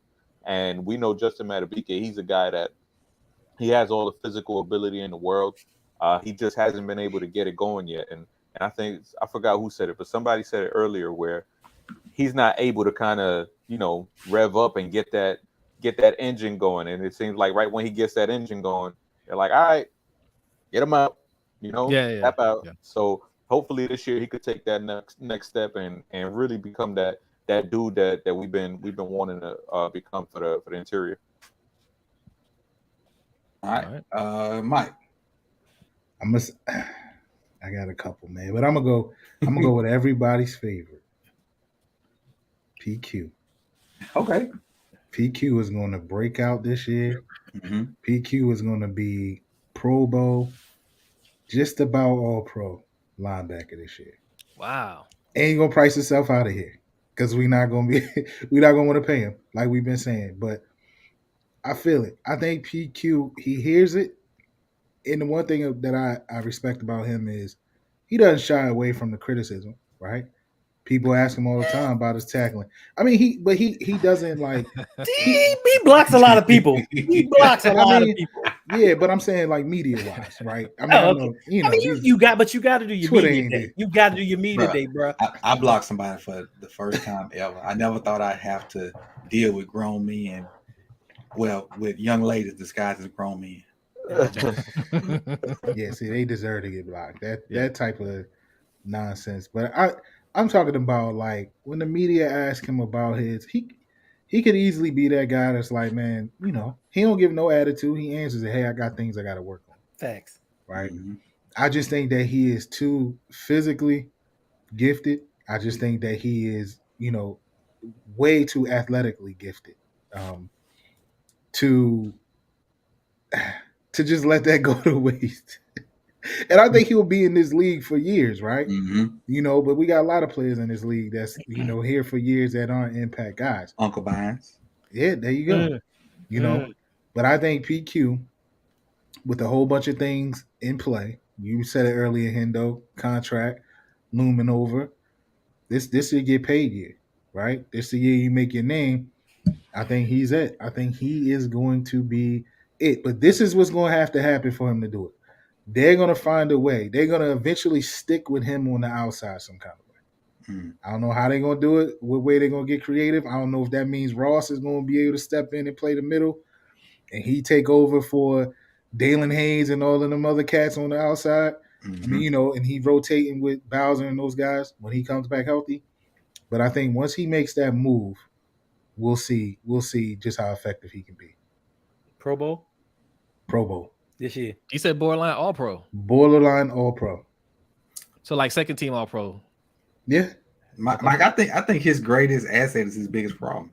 He's too fast. Yeah, he's too fast. He got to learn how to. If he can learn how to get that under control, we talked about this last time as well. He's shown flashes, right? Mm-hmm. He'll have a game where he's overrunning the play, and then the next game he's looking like yo, this is who we wanted, right? This is the guy that we expected, and then he'll go back to it the next game. So we know it's there. He just got to find a way to get there consistently, and I think this is the year for him because he see them dollar signs at the end of the year, man. Everybody play on a contract year. Everybody ball out contract year. All right. Who I'm missing? Chris and Hendo? I went already. Okay. I said Madubuike. Gotcha. Oh, yeah. All right. So I'm gonna go with the old man, J.K. Dobbins, because everybody believes he's been here for like 20 years or so, but he's literally only played one season. Right. So I choose JK because I want to see, can he be that lead back? Mm-hmm. Can he be that pass blocker? Can he actually catch passes out of the backfield like we expect him to? One thing that we always talk about, Lamar can't be the leading rusher. Going forward, he can't lead this team in rushing. And we don't know. Listen, we all like JK. We all want to see him do well, but we have not seen him as the lead back out there doing it himself. I know he has Mike Davis back there, maybe your boy Justice, he might still be on the team, but as far as leading the team and rushing and being that difference maker, I want to see him do it for a full 17 games, hopefully 16 games, because we got stuff locked up. We don't need to play that last one, but my pick is going to be J.K. Dobbins. Okay, that's a good pick. I got an interesting guy, and it says who's your breakout player this year on offensive defense, and my guy's an offensive guy. And for him to have a breakout year after the amazing numbers he's already put up, I think we eventually, at this time next year, we're talking about two-time MVP, Lamar Jackson. I think all the BS that's talked about him, then on top of this contract stuff, like whether the contract gets situated or not, I think this dude's going to go out there and destroy people. Like even I think he's going to destroy people. It could be in spite of Greg Roman. Mm-hmm. Like Greg Roman could be calling the poopiest plays, and he makes stuff happen. I think Lamar is about to terrorize the league, and probably during their, if we don't sign him now, bankrupt the DMV. Yeah, Every bank's gonna know Lamar because he got accounts there. Hey, coach. Yeah. Hey, coach. I'm gonna just say this: you cheated once again. You cheated with your answer once again. We're not gonna stand for this. Everybody knows Lamar. Everybody knows Lamar's about to tear it up. No, you gotta come with something else, coach. That's too easy. That's too easy. Coach said an MVP is gonna break out. That's why I had to preface it, because I think he's gonna kill the numbers he had last year. But I'll go with another person. And that person is it's almost like a cop out too. Come on. Don't say Mark Andrews. No, I was gonna say Ronnie. No, Okay. give us something real. Give us something real. Nope. I really okay. So Ronnie may or may not play. Give me 5 seconds. I got a guy in mind. I'm trying to scan the defense. I got an offensive guy in mind. I'm trying to scan the defense. So I'm gonna stick with this offensive guy, and it's a reason that the video I did yesterday is probably one of the biggest videos I've ever had. Mm-hmm. Those 9 plays were enough to let me insinuate 2 things. One, Tyler Linderbaum can run outside zone and inside zone. Probably the best college center to ever do it, and is potentially in the top 5 to 10 centers before he even played a snap to be able to run zone scheme. The fact that kid could reach an NFL 3 and then turn him back and basically pin him out to play, that was amazing. Mm-hmm. Usually Quentin Nelson, who I love watching, can't do stuff like that. And my question, like I said, I was questioning his strength. I kind of forgot about the wrestling stuff, so he understands leverage and whatnot. My question about his strength are over with. Just on those 9 plays, and I could be wrong, but I love what Linderbaum can do. And the second point to that is, I think when he's in, which I think he'll start, we'll actually have 4 running plays that people have to defend for. The 4 main running plays in any system nowadays are outside zone, inside zone, power count. We weren't really able to run outside of inside zone because we didn't have a center that could do the things that Linderbaum could do. So now you add those other 2 runs in there. Then you have a back when he's healthy, as far as Justice Hill, that can do all those runs, and you ain't got to kind of sub guys in and do different stuff. That stuff could get real unpredictable with the chance of one dude messing it up. If you're efficient at all your runs, and we know we're efficient at gap runs because we've done it for umpteen years. Mm-hmm. And Linderbaum comes in, and if he can, the other guys can pick up zone, and it's not hard, but it's just little nuance because of different fronts you can get. If they can pick up zone with JK back there, I even like Beatty. I mean, not Beatty. I've even like Mike Davis. Mike Davis don't have worn out legs. He's older, but he don't have worn out. I like his burst. Yeah. And Justice Hill has burst because that one cut you can hit it. It ain't all that power running all the time. Sometimes in the outside zone, somebody overplay it, and you see it as a running back, you hit your head on the goalpost. So it's easier for the backs. It's kind of easier for the O-line. It really just plays on the defensive line or the linebackers being too aggressive and overrunning a play. If you get like a D tackle and a Mike in the A, a gap should be open. Your running back, if he work for flip, can go do something. Mm-hmm. So I'll go with Linderbaum because he can add to the run game, and his pass pro wasn't bad. And somebody corrected me about the video. I was saying he would do well versus the average guys. I don't know how he'll do versus the studs. They said that was Washington, the Commanders' starting nose tackle in the game that he was blocking in the beginning of the game. I forget his name though. So to me, it's Linderbaum. It's Linderbaum. Sufficient. That's better. Was it Allen? Is Allen still on the team for the Commanders? I'm not. Yeah. Not a defensive end. This was a defensive tackle. No, yeah, he's still there. He's not. Yeah. I think this cat had been in the league for a minute that he mentioned. I can't think his name off the top of my head. I think it was another dude from Alabama who he playing. I think he was from Alabama though. Yeah, yeah. I forget his name. All right, we hit my mark. My mark is 10 o'clock. So we're gonna do our outros. My over was 10 o'clock, even though I'm 2 minutes over. So we'll start with Chris. Chris wasn't here to do the intro, so we'll let him start with the outros. Go ahead, Chris. Hey, again, man, thank you for having me on, man. Always great chopping it up with you guys, man. And anybody want to hit me up on Twitter. Chris Just Joking, or at the Deep Cover Podcast on YouTube or on Twitter as well. All right, the person name was Deron Payne. Deron Payne, yes. Yep. Deron Payne. Okay. Oh yeah. All right. Jose. All right. Lunch break hot take. One half of lunch break hot take. You can see us every Wednesday night at 7:15 p.m. Eastern time. You can also find us on YouTube, Twitter, Instagram, Facebook, and TikTok at LBHT Show. Also, 1/3 of Rank Kings podcast. Do a show with my boy Mikey over here. We're doing a lot of live streams here because there's a lot of fights that have been happening. So you're seeing a lot of content on that end. Mm-hmm. Twitter, Instagram, and TikTok at Rank Kings Pod. Gotcha.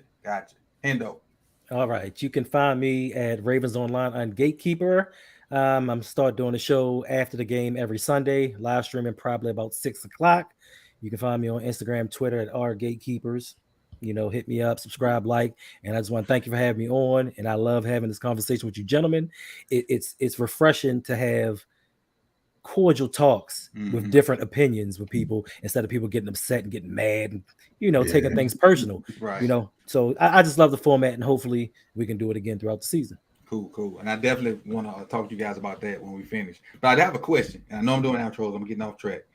Is there a meaning that you can tell us about your YouTube channel name? Is there like a meaning behind it? Who, me? Yeah. Oh yeah. It's different. To me, it's different. So I got to credit Jose and Rodney because doing their show and doing some of the Discord conversations, they always spoke about the Ravens gatekeepers. Mm-hmm. So when they spoke about it, I was like, yeah, you got certain people that no matter what we do, it's always rainbows and sunshine. So I was like, you know what? I personally feel, and the reason I got into this was because I wanted to give an alternate approach. you know? So I don't want to gatekeep. I want to free people's minds and have them think certain ways or just get certain alternative points. Like, you don't have to change how you feel about something, but just give you something that makes you go, you know what? I can see how somebody else might think that way. Mm-hmm. Agreed. Mike, where can we find you? Yeah, man. Listen, y'all can follow me at OTR_Mike on Twitter. Yeah, man, follow me up. Y'all follow everybody back. I chop it up with everybody. I'm 1/4 of Off the Record podcast. Find that on YouTube. Yeah. Find that. Find that on all your your podcast platforms, Mm-hmm. and even on YouTube. Search us up. And currently, I am 1/3 of Rain Kings podcast. Like Jose just said, it's a channel that we are proud of, man. We making some moves. If you got time, man, go over there and support us, man, because we appreciate it. And I promise you, you'll like the content over there. Indeed. If you're a boxing No fan, doubt. and even if you aren't a boxing fan, we got content to help you out with that. That's right. We want the casual fan to know what's actually going on around the ring, so we got you on that. Mm-hmm. So check us out on that. Coach, Chris, Zay, Hendo, man, I appreciate y'all. I'm glad we decided to do these things, and we gotta keep doing it, man. Most No definitely. doubt. Most It definitely. don't feel like almost 2 hours. It It don't. never does. Exactly.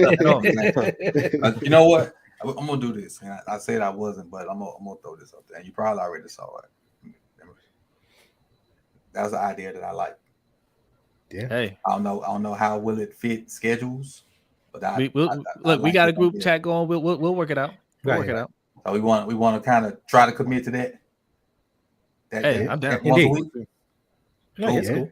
Cool. So you brought it to us, and we're gonna try to make it work the best of our knowledge. You know, everybody got lives, but if it worked, and it'll be a great platform because you got a bunch of set of eyes to see different stuff on the field and can tell you what, you know, what's good or bad, or some little nuance that Hendo might have saw that I didn't see, or a different perspective on one thing. That's something that I feel like maybe luck, or he may feel like skill. It's different opinion with educated, calm, rational talk, and you don't really get that in your. And I'll call them out. You don't really get that in your Twitter, whatever. I forgot. Even though I be in there, the space. Twitterverse. I ain't gonna stunt like I ain't in there. But I be in there a lot of times. Spaces. But you ain't gonna get that in the space. You're gonna get a bunch of yelling, and people got to be muted and all that too. What's going on, Raven C? I appreciate you guys for coming through, man. Taking time out on this Monday afternoon or Monday night now, and we'll get together and make this thing a weekly thing. So until then, you know, we'll be in the background, you know, trying to figure out the schedule. So we'll hopefully see you guys. What, the 11th is Sunday, the 12th will be that Monday. So maybe the 12th or the 13th around this same time with, you know, us 5 and maybe even 6. So I appreciate it, man. I appreciate it. And it hadn't felt like almost 2 hours. And I think we got a good thing going because the chemistry is there. The chemistry is there between us 5. So appreciate everybody for coming through. You could have been anywhere in the world, but you chose to be here with us. And this is Coach Evans with Sip the Tally Films. You can find me at Coach Evans 9 on Twitter. Everybody but 2 people. You can find me at Sip the Tally Films on Twitter, on YouTube, and on Instagram. So I appreciate everybody for coming through. If you have not done so, please hit that like button on your way out. And again, for all these fellas up there, man, we salute you guys. Appreciate you for supporting this good Ravens content. Peace, y'all. Peace. Peace.